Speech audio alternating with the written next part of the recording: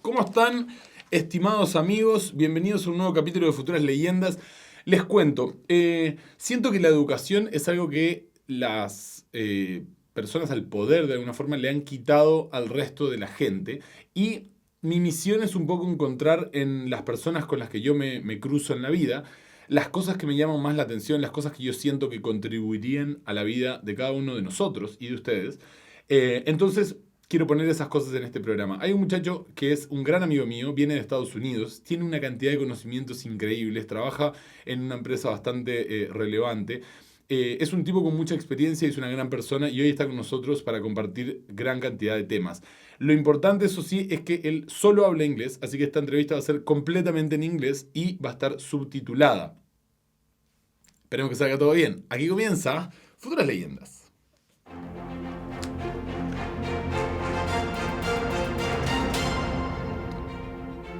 Muy bien, en el programa de hoy vamos a estar conversando sobre bastantes temas. Todos los temas, como les contaba, van a ser conversados en inglés. Vamos a hablar sobre la creación de contenido, sobre los viajes y los aprendizajes que generan los viajes. Obviamente vamos a tener la sección donde se me hace una pregunta a mí. Vamos a hablar sobre la introspección y también vamos a hablar sobre cada una de las cosas que aparezcan en el camino.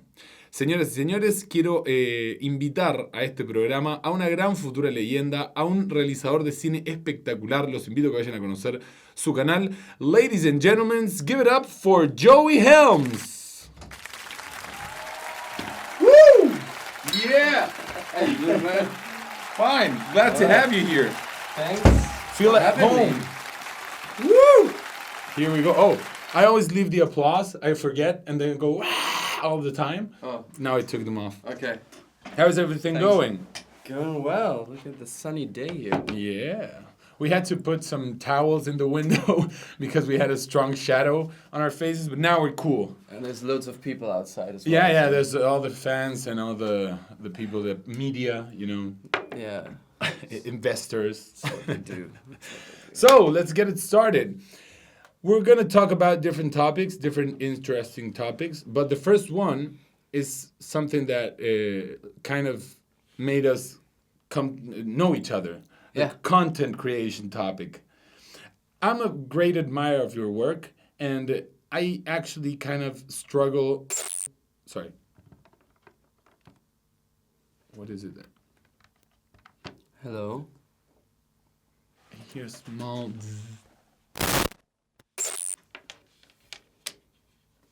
There you go. I think it's good. Okay.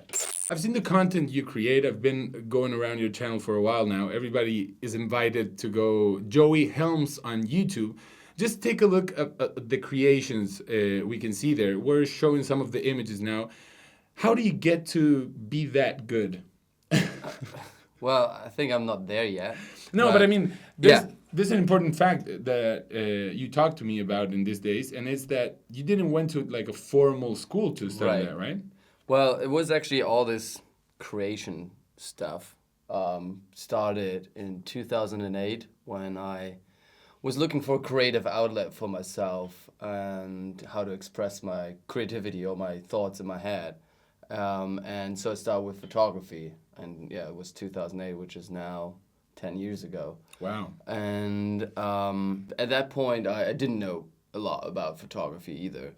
And I just, started, reading some books, reading some internet websites, and, how these cameras work and what the magic is to create these cool photos I've been seeing online or, in books and newspapers as well.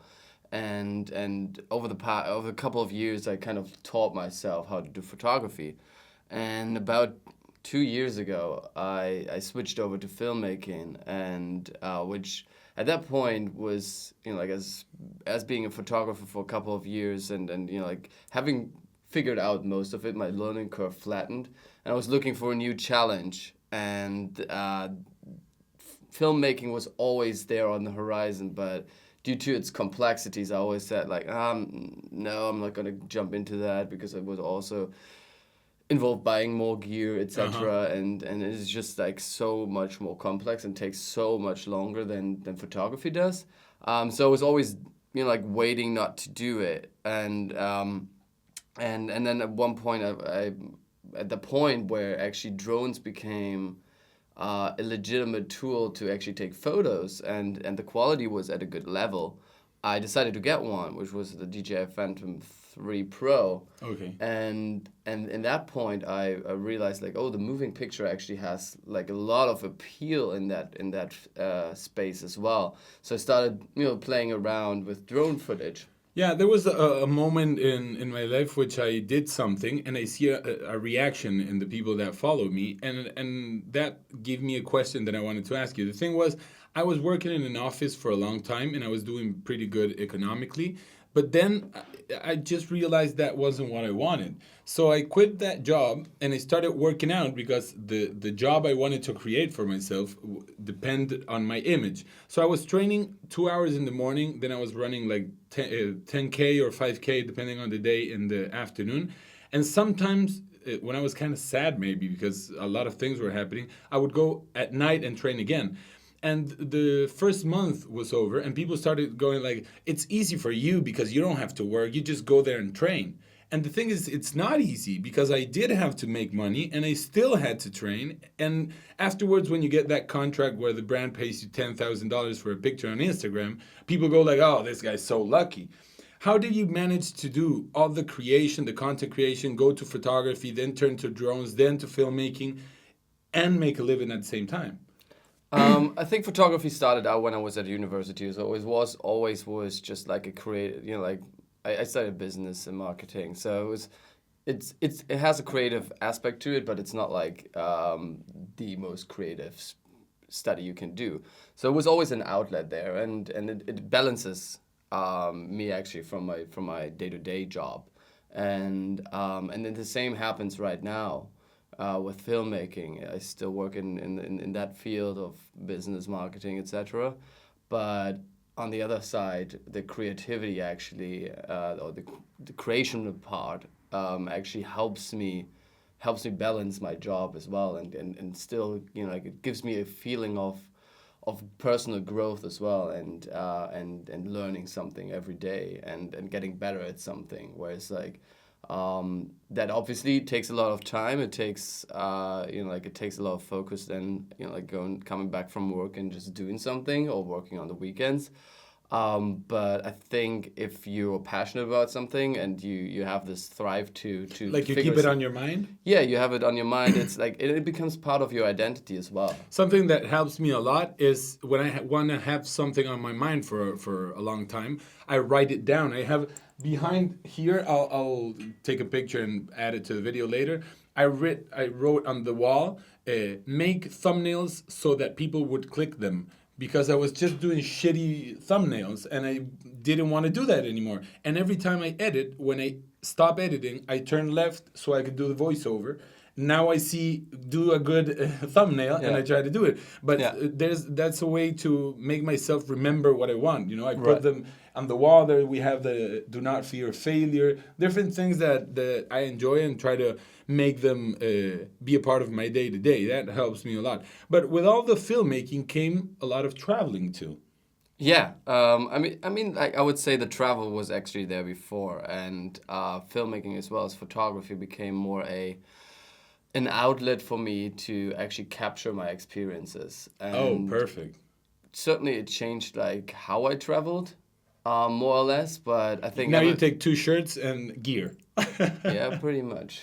There's a clear priority list. It's gear, and then down there, so like gear, and then clothes. I wanted to tell people when you got here, you brought the backpack with all the gear, and I thought, oh, that looks reasonable. It's a backpack with a lot of camera gear and things like that. And then you had a big suit, and I thought, well, there's the clothes. And when you opened the suit, half the suit was a drone. yeah. You gotta set your priorities in your life. And you have a smaller drone too, but you brought the big one because you wanted the footage to be perfect. Exactly. So yeah, but in terms of like travel, it certainly changed the way I traveled. But I was lucky and fortunate enough to have the background and with my family.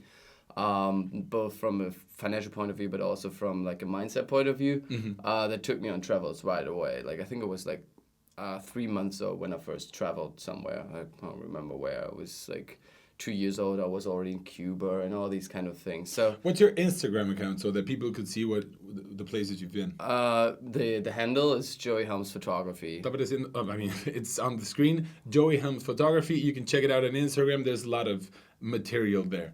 Yeah, but to finish up that point, Yeah. like I was definitely lucky and to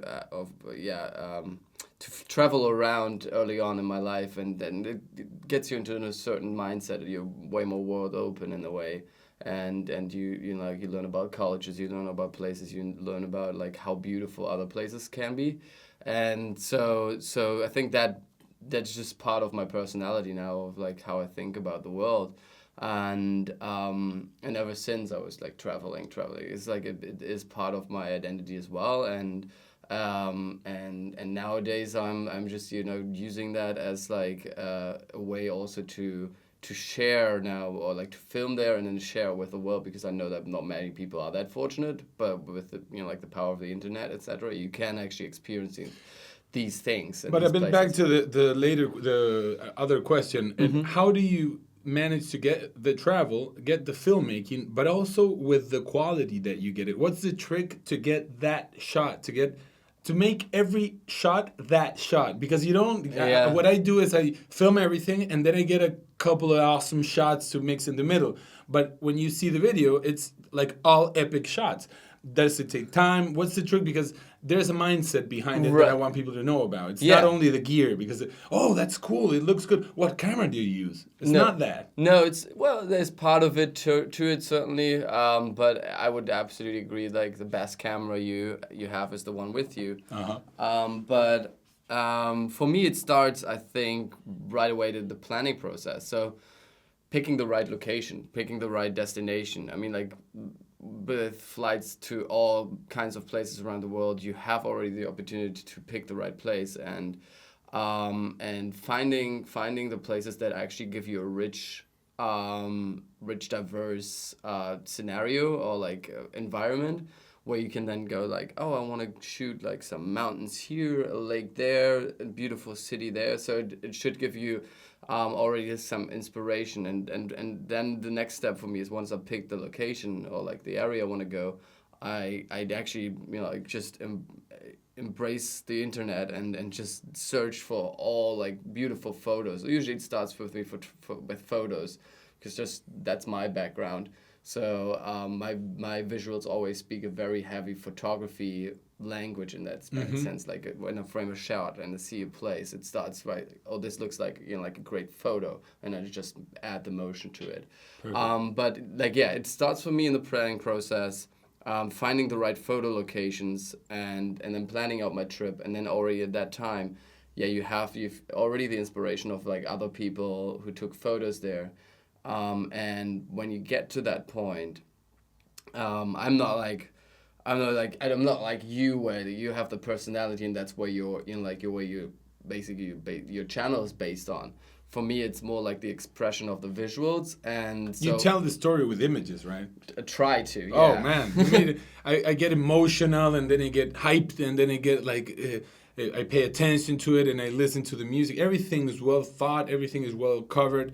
I mean, it's a pretty difficult thing to do. Yeah, and I think a kind of a secret recipe as well is like, when you are at the place, I mean, I have always the hunger to get that shot when I arrive there, or I already have it either in mind, or when I arrive there, I know like that's the shot I want to get, and if I don't get it, either because of lighting or there are people in the frame, or like something's always off there. So I always need to get that one shot I have in mind, or it can be at a particular place or overall at a trip. And it requires you sometimes to just stay there. I was just recently in Iceland, and there's this the place called Vestrahorn. It's a beautiful mountain range in front of like a bay with a black sand beach, and then in front of that are sand dunes. And I arrived there early in the morning. It was super cloudy, and then it started hailing and everything. And I just went out to that place just for that, shot. And it was super windy, so I couldn't fly the drone, etc. And so I decided just to stay there And I ended up staying all day there to just get this shot because it was for me, I think, definitely one of the most beautiful places in the world.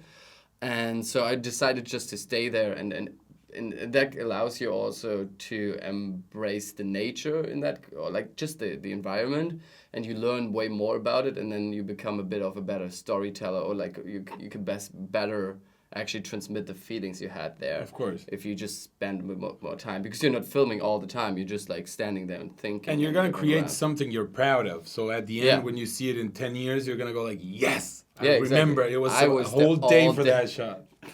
Like hail flying into my eyes, burning through, and then sitting in the camper van and cooking pasta. Well, it's like the hail is like just bombarding shaking the van. It's like, yeah, seriously. Perfect. Which brings it to the next question. What have you learned? That's the question, but I'm gonna explain a bit. What's happening here? I just have different musics. Where's the orchestra? Yeah. To present the different parts of the show. The thing is, I've traveled, and I think one of the best ways to learn is by traveling. I like the culture. I like the way that people think. I think it makes you a person that just is able to understand a lot of people, is more willing to take differences that if you were born in the same place with the same people all the time, and suddenly you go away and you feel like my way is the right way and people should understand me. When you travel since you're young, you start to learn that what we were talking about yesterday. Why do people, when they're with each other, like with a girlfriend, kiss in their mouth, and when they're just friends, they don't? Who said that should be the way it is? And in different countries, maybe it's not that way. So when you travel a bit, you learn. But I want to take it to the more like humanitarian part of your soul. What have you learned by traveling? That's a very profound question that early in the morning. I want to take the future legends and extract their content. Their essence before everything explodes. And you don't answer the phone anymore. Well, what have I learned? I mean, like you already pointed it out. What is that? A ticking clock. Oh, jeez. Like No, it just bothered you. Tick tock, tick tock. I think, if aside from the points you already pointed out of like, you definitely become more open-minded through that, because I can see that if you're like just living in your little bubble for all your life, you don't know really, you only have the intake what you get from like the media outlets, etc., and what you read and the information you get to that point. So obviously like experience a place, experience a culture, experience a country, experience the people, and then connect with them is, I think, for me, like certainly that point where what I took away most, or like appreciate most about traveling. And I think the other piece, and it kind of ties into that, and the piece I learned is like how fortunate like I am, certainly, as like being a white person, being having grown up in Germany, and like kind of a privileged life in that sense. Because you've seen the different realities. Exactly, that people go through. There's certainly stark differences between how people live, and it doesn't tie to happiness necessarily, right? Like, material possessions don't tie necessarily. Maybe for a while they make you happy, but then it doesn't necessarily equate to, like happiness in life. So I think what I learned is certainly being humble about like what, and appreciative of what I have, and that's something you just also learn over the years, especially when you travel, and then but also on the other side, on the flip side, also seeing like how people who are not as fortunate from like a living standard perspective, they're still happy. Do you have any stories of someone you saw or some experience you have where you went like, why is that guy just spreading joy around? And if I would be in that position, maybe I would be complaining about my house or my toys or my, you know what I mean? Yeah. I mean, we find ourselves always in these situations as like, oh, damn it, this is a first world problem. Like, people, I mean, like, it's not necessarily one person. It's, I think, like, when you travel a lot, you see you see, like people embracing their job, although you think like it's very mundane, but like they're so passionate about it, and they find happiness in that as well as their family. So I think that's more like a balance of focus as well as like context you have around your environment, and when you go in there. And you see people having such a good time, like just with, like the most basic, like a football that's completely ruptured and like maybe like broken, but they play together, they have fun together, they have people together. I feel like in these situations, like the construct of belonging and being a group together and being around people is way more important and way more built out than it's oftentimes in our society, let's say in the Western world, where it goes more into the individual route. And I think that's something you can certainly learn. And if you think about like very, like rural tribes or so, that have not been very much in touch with modern society, they don't know it differently, and they don't need it. It doesn't seem like they like something important for them, right? Yeah, I know. I'm just like like very very much focusing here on the pursuit of happiness, thinking, not like obviously like medical support, etc. That would be fantastic if that could be spread. But on the other side, it's obviously like the point of also maintaining your culture and not being polluted with like the mainstream thinking, and that's like oftentimes also places where you can get inspired and like you want to get these thoughts out, because oftentimes in this cluttered world you don't learn about it that much anymore. No, of course. We always talk about the regular traditional media where we talk about shootings and we talk about people getting hurt and we talk about rape and we talk about the bad schools and how kids don't do well and just problems, or just this guy won the lotto and this guy did this and this American Idol and this The Voice. But that's not what people go through day to day. So this is a space for us to talk like you would talk at home with a friend, with the difference that all of the audience's friends are legends. Next question is, no, I did already. Oh, shit. I already used that one. There we go. 3 places people should go to. I just came up with that. All 3 right. places in the world that you cannot not go to. Iceland is number 1 for me. Straight out my favorite country in the world. How many people live there? 300,000 people. In the whole country? Yeah, it's beautiful, and loads of tourists. Just Oh, yeah, it surpassed the point of like where you actually can, like be on your own. Maybe in like in the summer nights for sure. But it became really really popular in the last few years, and it is just for me the most magnificent place on earth, and in a very small,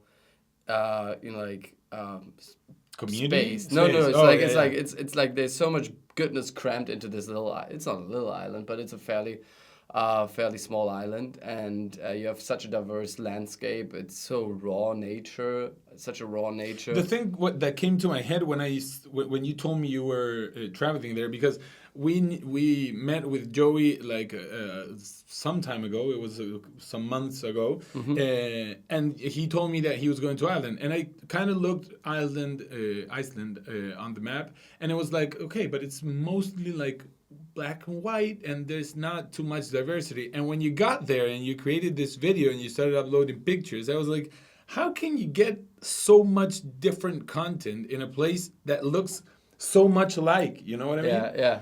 No, it's I mean, it's a volcanic island. It has high geothermal activity, which already is in itself already very interesting to see. But then you have glaciers, you have like volcanoes to hike. They have sometimes active volcanoes as well. And then you have beautiful beaches, and you have like I think the most magnificent waterfall collection in any country. So you get some diversity in there, but it is certainly like raw nature. It is not that the vegetation is like very limited, so there's not many plants. There are not many plants, so it's beautiful. So Iceland for sure on top of the list. I think as the next location, I would pick kind of a bit of a contrast, Thailand. It's more like a beachy vacation, but I feel like the people are so friendly there and have such a positive energy, and yeah, you have like really like like the opportunity to just be out there on the beach and just enjoy that. Obviously, from a filmmaking perspective, you have also really cool locations. For there. me, the other thing that Thailand caught my attention, and it wasn't very good, was a lot of little kids just doing things in the street, or dancing or singing or playing an instrument and asking for money, and sometimes their parents like behind them, So I found that like kind of awful, and it was a contrast because that was the first thing I saw, and afterwards we got to those beautiful beaches and the amazing diving and all that thing. For sure. Then we have Iceland, Thailand, and third place. Does it need to be a place I've been already? No, it can be anything you want. It could be an imaginary place. Mars, no. I like top of my list. We'd have to talk to Richard Branson about that. Yeah.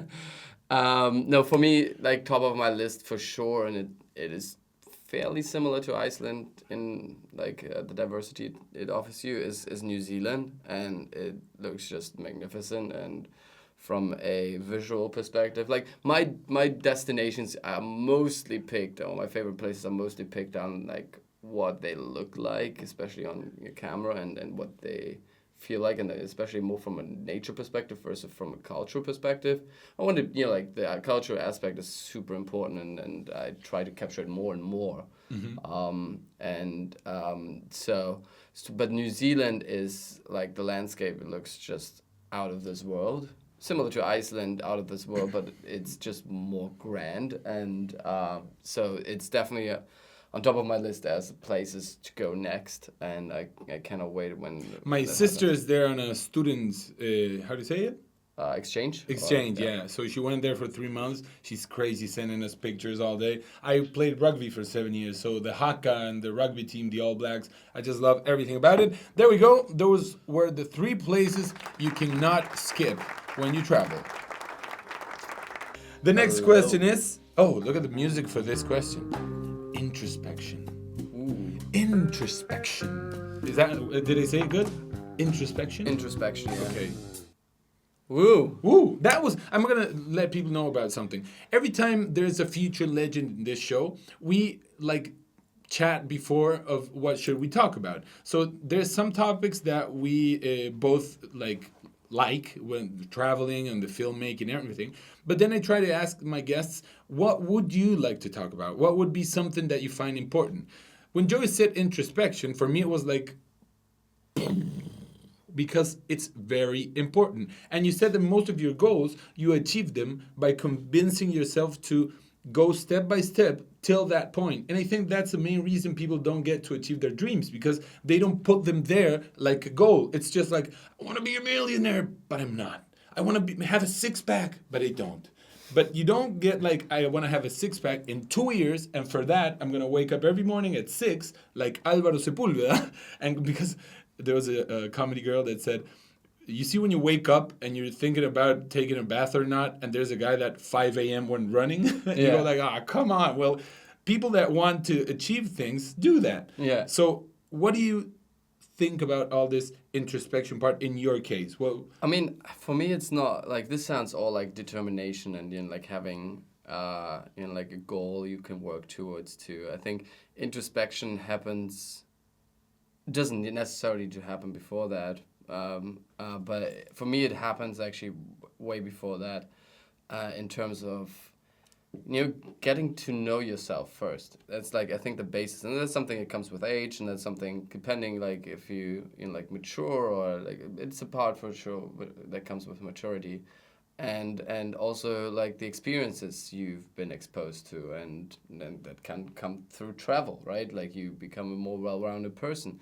But I think like introspection is more a word or like a concept where you first try to figure out, for me as a first step, to who you are and what you want to do with your life, and then the continuous process of like listening to yourself, asking yourself, why am I doing what I'm doing? But it like sounds how so why simple. why do I react like how I react? Of course. And I think like this is like, in order for you to progress as a person, and then like life goals, etc., and so forth come in. I think the being introspective is a very important part, and there's one story I'm happy to share, like Awesome. which kind of like changed the trajectory of my life in a way. So I lived in Germany for like 22 years in the same freaking room, and yeah, I traveled a lot, so it certainly gave me the basis.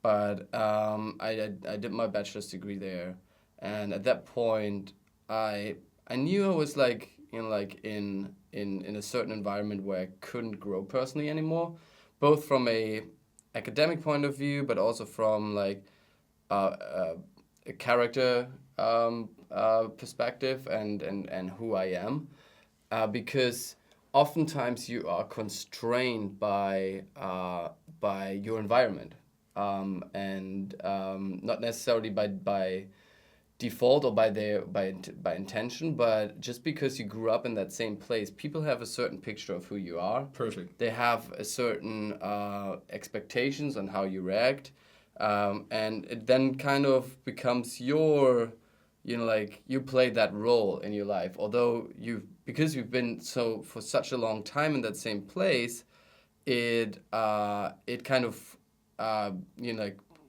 keeps you playing that role. Although inside you made progress already as a person, and you know that that's not necessarily me, but because people know me like that, I just continue playing that role. Perfect. It takes a bit more courage and I guess like more strength to break out in the same environment. But what I did, and when I first realized it, because at that point I didn't really realize it, but when I first really realized it, it was when I moved to England, where I didn't know anyone. I started a master's degree there, and started basically not from scratch. That would be like a bit exaggerated, but from scratch in terms again. Yeah, I started again, and it was a new environment. It was a new huge challenge, which I didn't know if I can take it, and I didn't know anyone. It was a completely different environment, but it also gave me the opportunity to say like, all right, now I can be who I think I am, versus like who I was when I was like in that people taught me I was. prison. Yeah, exactly. Or like I used to be, and then I couldn't progress because like I may have felt like constrained by the environment, or because the environment also is very comfortable, right? Yeah, it's easy. You don't need to change necessarily because everything is working fine. But sometimes you have to break out in order to fulfill yourself. And that moving to England like helped me a lot to like to be who I am, to understand myself even better, and that's where introspection comes in, and then surprise myself by achieving things that I thought weren't possible before, and this just like has then kicks off kind of a positive momentum. Mm-hmm. where you then start like setting new goals, everything higher starts goals, working, and then and then you have this ambition of like, hey, when I put myself into these scary new situations or like unknown situations, it is actually like because I had a positive experience with it. For me, it becomes an enabler of growth and personal growth. So it created a desire and an appetite to keep moving, keep throwing myself into situations that I haven't done before, into like, be it like by moving to different places, or be it by starting a new thing like filmmaking, right? And that's where you then like understand that actually your capabilities are not limited necessarily by your skill set at that point in time, but more like by your willingness to actually try and go after them. I find that amazing, and I'm going to share something. That sounds so profound. It is. Like, it's not, we're like, it's 10 o'clock in the morning. Yeah, but it is, and that's the main goal of sitting and talking about these types of things. For me, introspection came late, I think. I don't know if everything comes when it has to come, but came late in my age. I think maybe a year ago, I realized I was in a plane, and I started thinking, the guy in charge of this plane is just a guy like me. He just took some more time to learn how to fly a plane, but he's just another guy. And then I started asking myself, all these people that I admired, or people that society taught me that I should admire, what had they done? What is so different than me? And most of the cases were just they knew how to show themselves better. So you see a guy that walks in and goes like, hey, this is what we're going to do. And you think, so this guy knows everything because he's so sure about everything and things like that. But when you understand that we're all on the same page, we're all like going nuts trying to find out what to do and how and everything, and you actually find who you are, you can start building your own self without caring of the environment. Yeah. At the beginning, it was like, I'm a 33-year-old guy that's starting to get a bit known on YouTube. What am my father gonna think, and his friends and the people that I work in an office gonna think about me doing a makeup tutorial? Just to show that diversity is no problem. So afterwards, when I made my peace with who I wanted to be, and I got introspective, and I kind of sat down, and that's another thing that was a problem for me. I never gave the time to myself to be introspective. It was just like, this is who I am. Like when they say, oh, you should see this guy draw. He draws very good. And then you go like, okay, I should draw then. Yeah. And then you draw and they go like, that's amazing. And then you go, oh, well, then I should draw the rest of my life. But you never ask yourself, do I enjoy this? It's not if I'm good at it, do I want to do this? And then when you start the introspective road and you start constructing yourself, for me it turned like the book of my life that I want to write. I just write it with actions.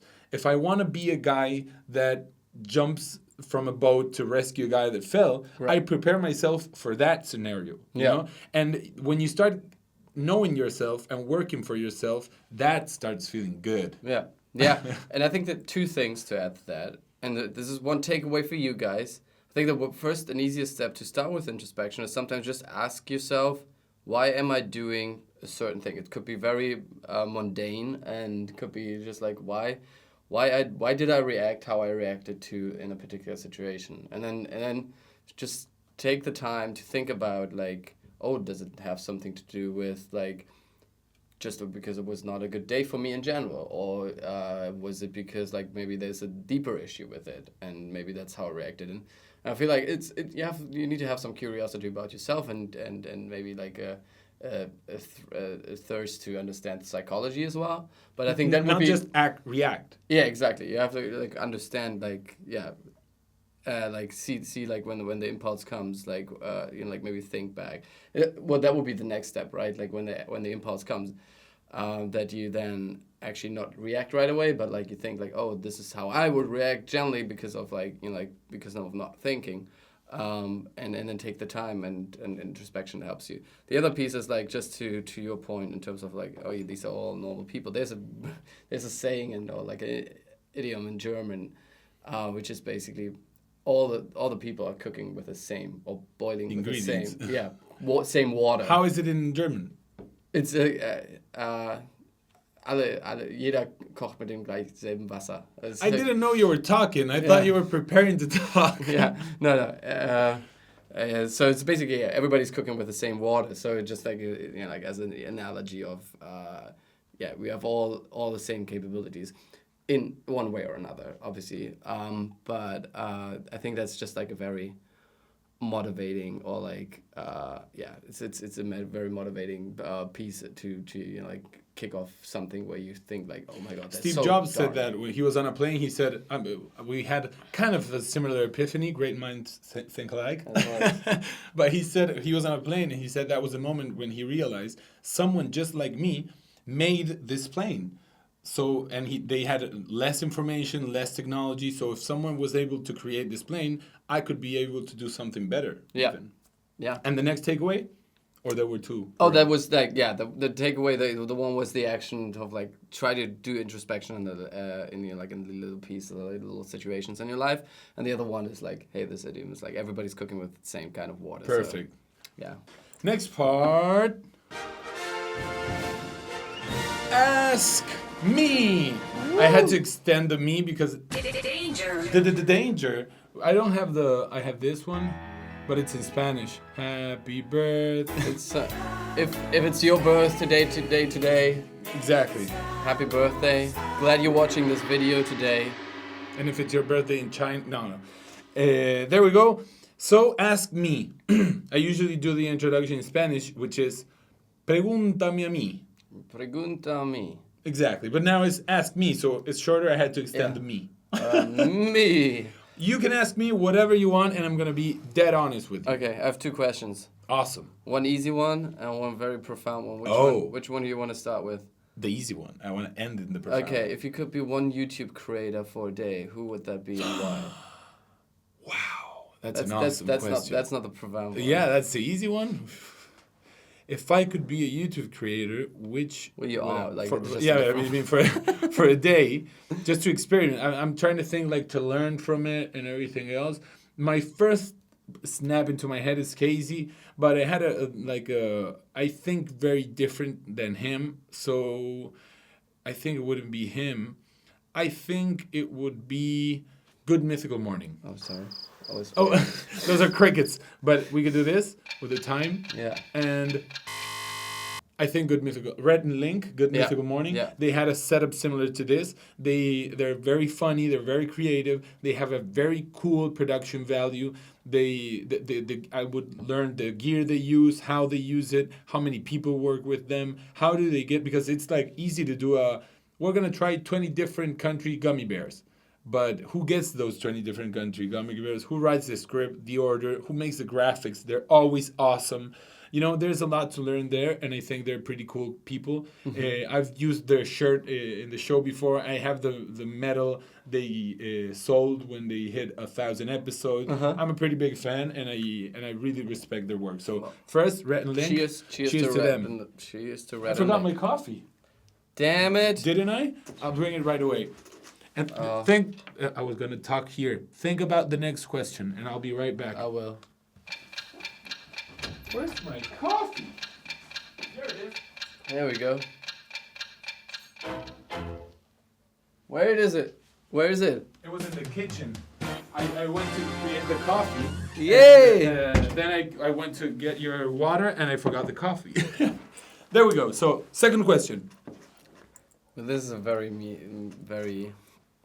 very profound one. I love Let's it. See where you take it.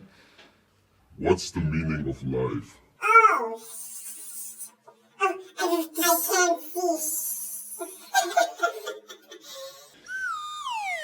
Yes. No, that's not the meaning of life. The meaning of life is like... I don't have any... No. I think the meaning of... I have an answer for that.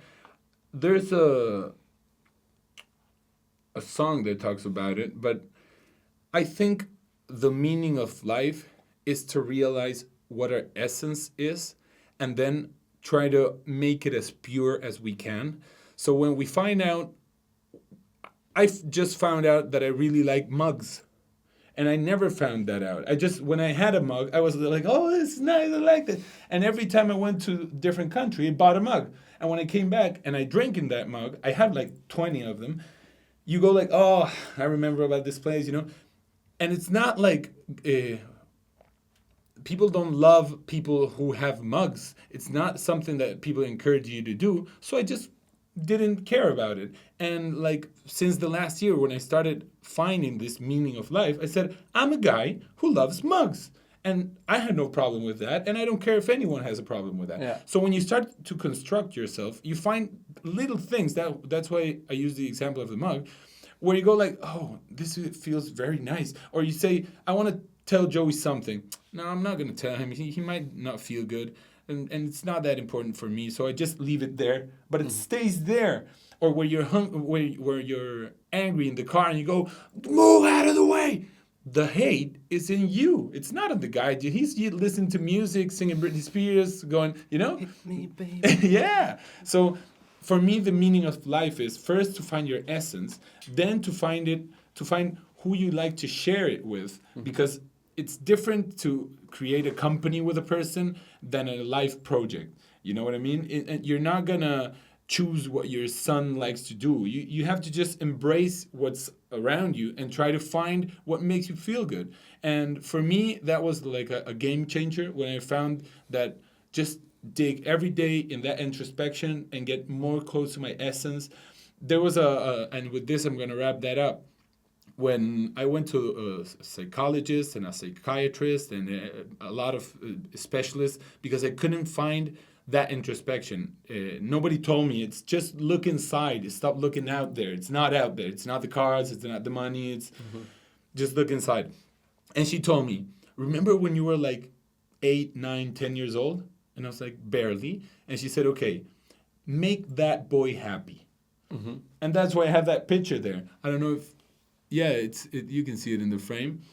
The behind the Alcatraz mug, because I really like mugs, and this one I got on Alcatraz, the original Alcatraz. This is what they gave the inmates. Not this one. This one's for tourists.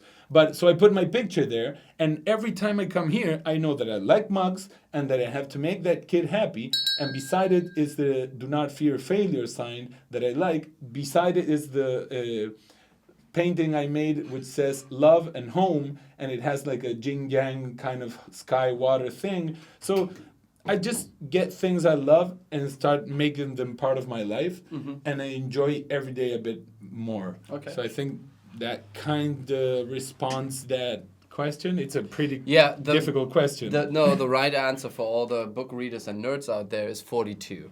Sorry. Sorry, I'm not good at math Yeah. or life. Yeah. Okay, discreet applause. Okay. That was good.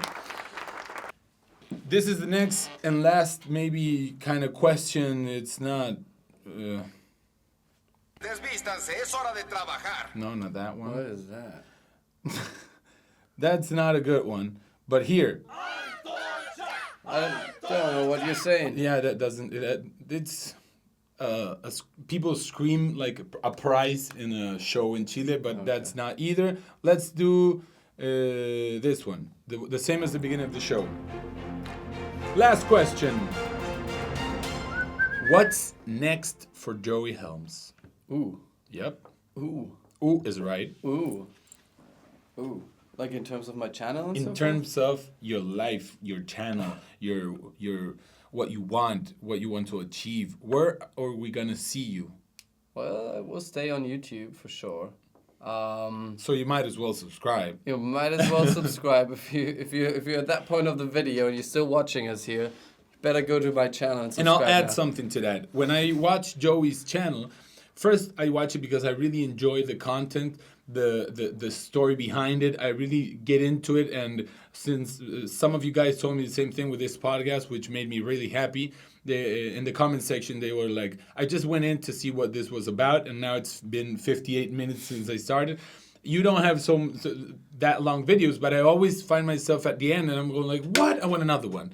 So I watch it because of that, but also you can watch it to learn the different shots and kind of get inspired when you see those drone movements or those GoPros attached to strange places. I mean, there's a lot to learn and a lot to have fun, so you would be good by checking the channel out. Yeah, you would be well advised. No, just, like if you like traveling, if you just want to explore different places, come to my channel, subscribe, bing, bing, bing.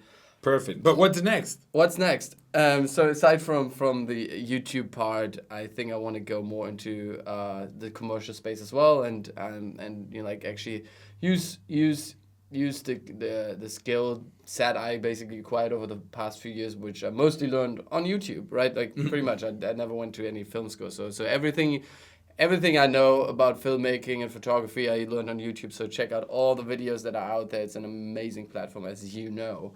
But I want to use that skill set and actually be a bit more intentional about like how I actually can also monetize it in a way, and shooting commercials or so is one way. I want to use my skill set also to help in a form of volunteering, help organizations and get some stories out in that way, and become a better storyteller first and foremost. So there's like obviously. There's the part of filmmaking where you have the technical abilities and learn about those. That will flatten out at some stage. Not saying that I'm there at all, but I think for me, the next big hurdle or to jump over is to become a better storyteller, and leveraging this or using actually like projects where I can help people as well and help organizations also by telling their story and getting the message out. Is YouTube the main route, the only route? Which other social media you think is gonna pop up and maybe people should pay attention? Because Instagram is growing like crazy. The video function started very short, now it's getting longer. Is it gonna get like a YouTube straight feed on Instagram? What do you think is gonna? I really can't say that what their plans are or like what's evolving next. But I think like YouTube is so established as a platform for video, and video is becoming just more and more important. So more and more people will flock around YouTube. Certainly, like other platforms are going after video because they know the growth of video is so important because bandwidth is just getting faster. It's so much more accessible, and it's I think the most consumable way to information as well, because it's more like a lean back environment versus like reading is more leaned in. So I think that YouTube for me and I think for everyone else will stay and be the main platform to get messages out. But on the other side, you never know what pops up elsewhere, and so being on the edge and seeing like how this environment evolves, be it around VR, be it around 360, and all these aspects to it. I think it's going to be a very exciting space. Plus, that everyone else and more people have the ability to film and tell their stories. I think it's just very exciting, and seeing the stories from all around the world, and I hope that it's becoming more and more diverse and bigger and bigger. Joey HELMS, everybody. Thank you. I want to really thank every one of you. Me too. The show is just here because people watch it. I really enjoy talking with you guys, sharing all these thoughts. Remember just to keep in touch on social media. I try to read all the comments. They're getting more and more, so it's kind of getting difficult. He really does. Yeah. I try to scroll there and watch and respond when I can. Joey does too, so please follow us on social media. We can keep in touch there. Thank you very much for watching this show. Joey, thank you very much for having me. I'm going to have that small story at the end. When we got to know each other in New York, when I went to Boston in that trip, then after I went to New York, we got to meet each other. We had a great time. We had a Broadway shoot. There's some images at Times Square. Sorry. And after that, I went to CES and we contact each other. You went to CES and we met each other there. We have some images about that too. And after that, I remember we were writing each other on the DM in Instagram. And I said, hey, I went to United States and we met a couple of times. When are you visiting? And Joey just sent me the date of the tickets. So it was a lot of fun for me. And before you came, we were like preparing everything because it's kind of an emotional thing when you get to meet someone from out your comfort zone, sort of, and then you have a great time and everything works and you love the same things. We were eating soup in the middle of a rock yesterday. Well, it burned my tongue. Yeah. And you won't imagine, maybe it's already up, the trailer of the channel, the new trailer of JuanPedroTV. I had the same trailer for like 3 years. Now this amazing filmmaker is helping me to create a new one. So it's going to be amazing. I want to really thank you for that. No worries, man. Thanks for having me here, and like all your hospitality. It was amazing. I'll be back soon, hopefully. Yes, I'm sure you will. Let's go to Patagonia. That's something on my travel list as well. Okay, let's do that. Ladies and gentlemen, that was Future Legends. Take care.